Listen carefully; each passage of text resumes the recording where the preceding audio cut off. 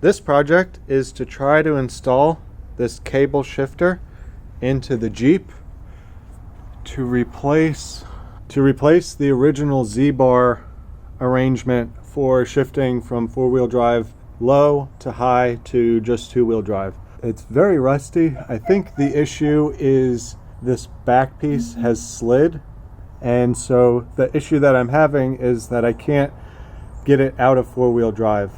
With the shifter all the way forward, it's still in four-wheel drive, so this is not going down far enough. And rather than try to do anything with this, I figured I would just upgrade to the cable kit and not have to worry about it anymore, and hopefully have a lot easier time of shifting.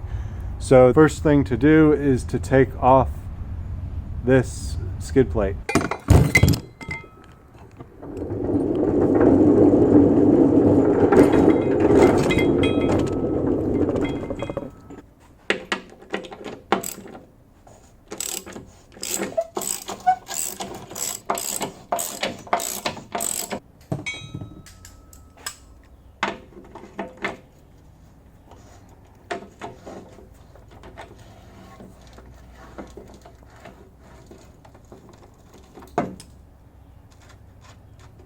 Because the skid plate started falling down as I was loosening the bolts, I used this pole and this jack to hold it in place while I got all the bolts out. Now it's time to lower that down, and that will give me room to access the linkage.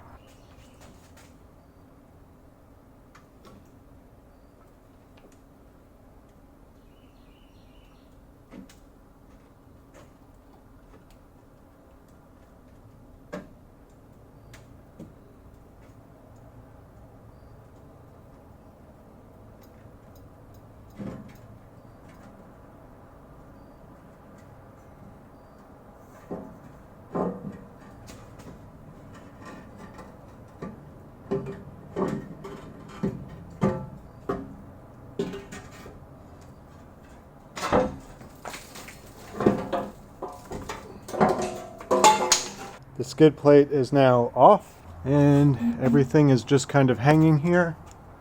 The next step is I need to disconnect this part from the shifter.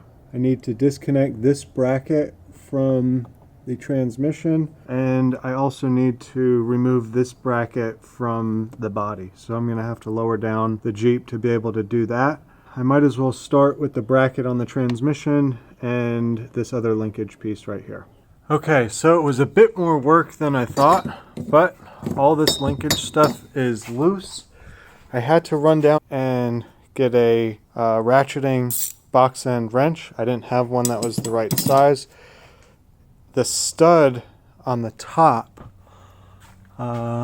way up here, came out instead of the bolt getting loose and leaving the stud like this.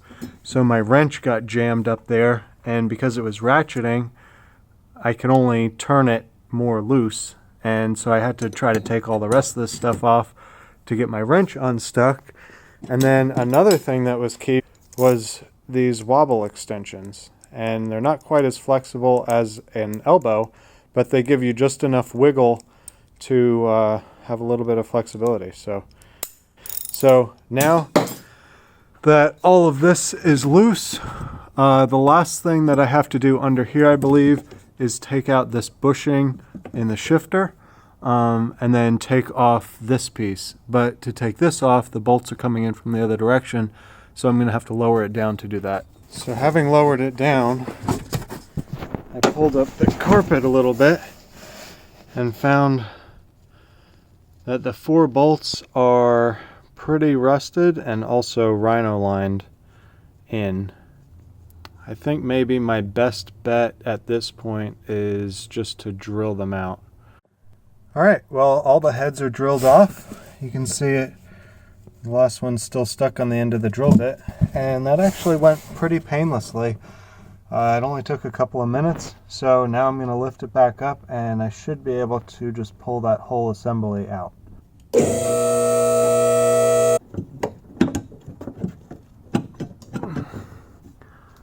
Might need a little bit more persuading. I was gonna say, I hope I drilled the right bolts. Whew. So now, all this is what is causing the problems, aside from it being really rusty. And really, I'm not sure where the failure is here, but there definitely is one.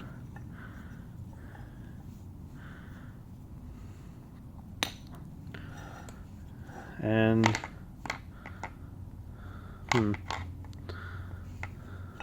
yeah, this is no good. Hopefully the cable will be a lot better and finally let me drive this thing again.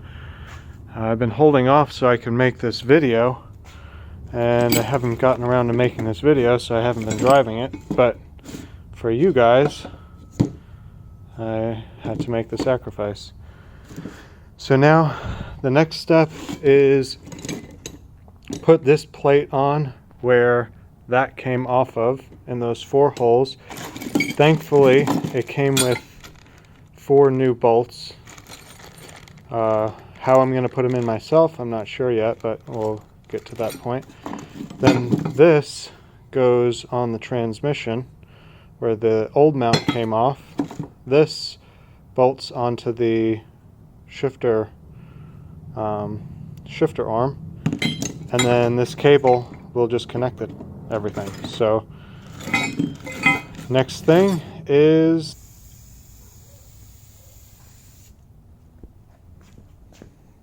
even if you can't fix the rust, you might as well make it look better. And this is actually rust reformer, so it's supposed to stop rust.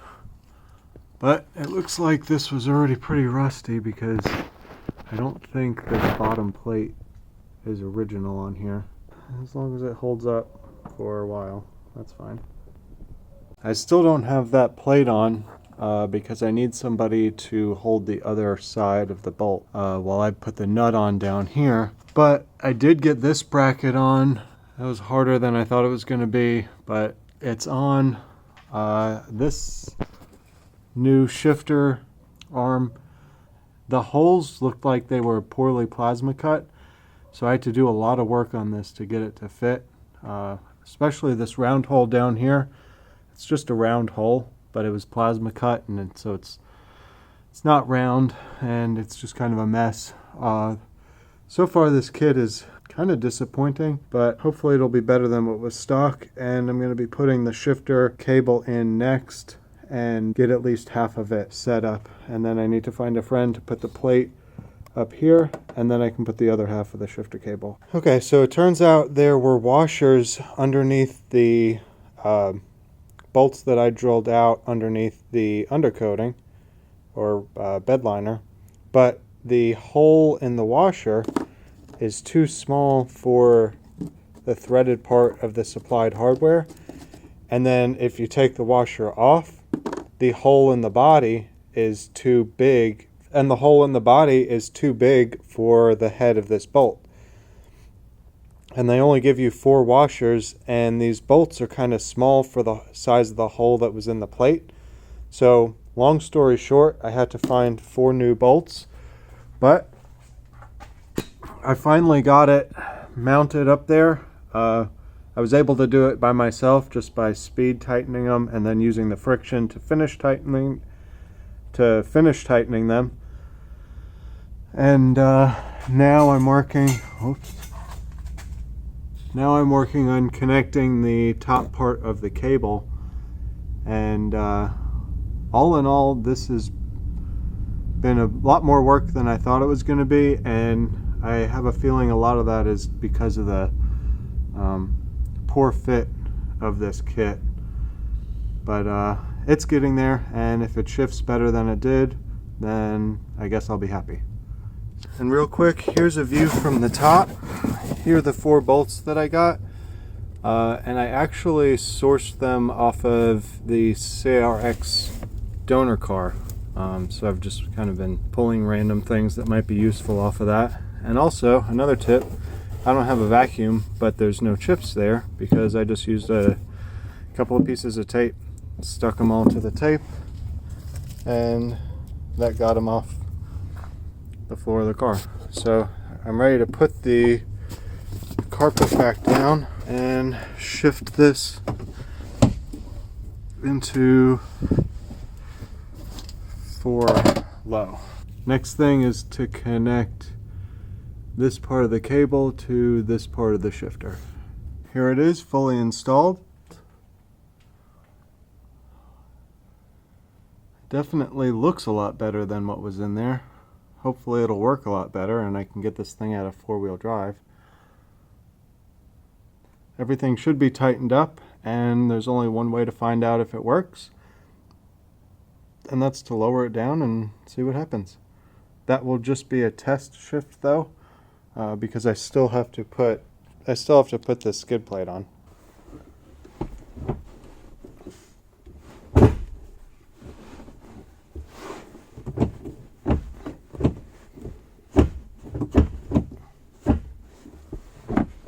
Well, it's at least in 2-wheel drive, because if I spin this wheel, the front drive shaft spins, but the back one doesn't. So even though the shifter doesn't seem like it's quite in the right place, it is doing what I want, and I'll be able to drive it like this because I rarely use the 4-wheel drive on this vehicle. So that's fine for now. I'm going to put this back on and then take it for a test drive, I guess. Alright, I was able to lift this up and put these 4 bolts in while I was holding it just to put it in place. And then I used the pole and the jack to jack it up into position so I can put the other 6 nuts on. And then once I do that, I just have to tighten everything up. The Jeep is back on the ground, and this old linkage has a new home in the scrap bin.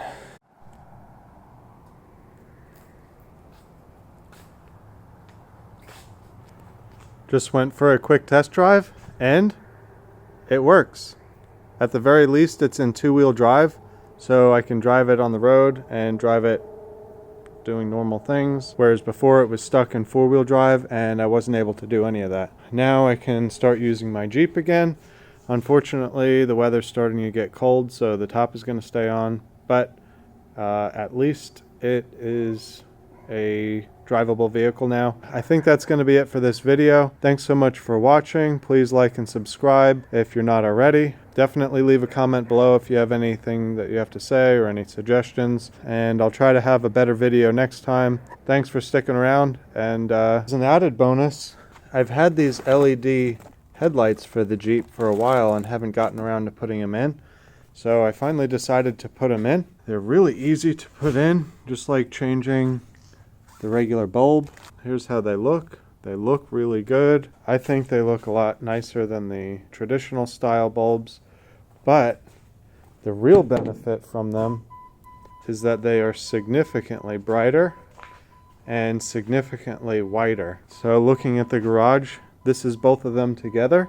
This is the original, which is dim and yellow and not very bright, and this is the new LED, just one of them.